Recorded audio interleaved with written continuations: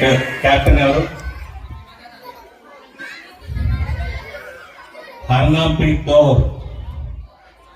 IPS Kiran Bedi. గురువు స్థానంలో ఇవాళ ఆంధ్రాలో ఉన్నారంటే అనంతలక్ష్మి లాంటి వాడు. ప్రతి ఒక్కరిని కూడా వేదిక మీద మనందరికీ చూపించారు. ప్రతి దాన్ని కూడా ఏది ఎక్కడ తీసుకోవాలో అనేది పర్ఫెక్ట్ గా తీసుకున్నారు.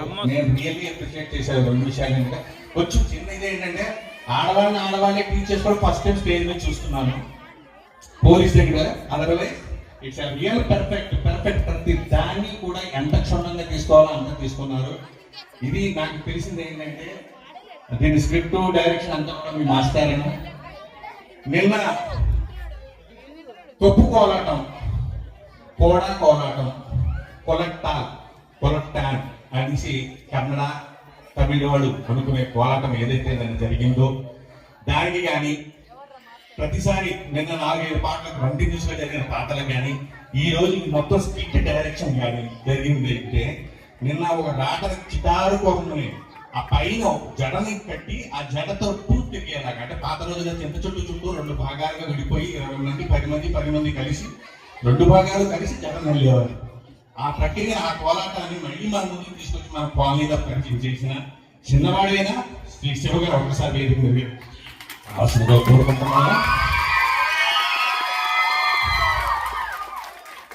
మిగతా 40 మంది చేసిన అందరూ లేరు. వాళ్ళకి ప్రతినిధులుగా ఉన్న 9 మంది చేత శ్రీ కృష్ణరాజు గారు భీమవరం నుంచి ప్రత్యేకంగా మన కోసం వచ్చి ఉన్నారు. వారు వచ్చి ఆ మాస్టర్ని శ్రీ సుబ్రాజు గారు ప్రెసిడెంట్ గారు ఇద్దరు వాళ్ళు అభినందిస్తూ మన తరఫున ఒక సాలువా కప్పుతారని. సాయి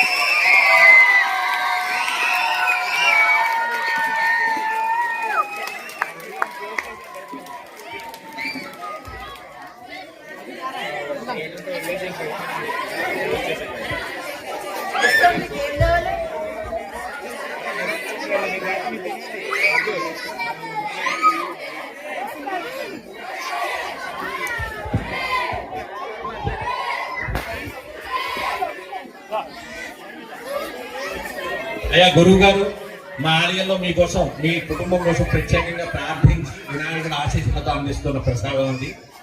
మీకు ఇది సర్ప్రైజ్ గా ఉంచి అందరికి సడన్ గా తీసుకొచ్చాము.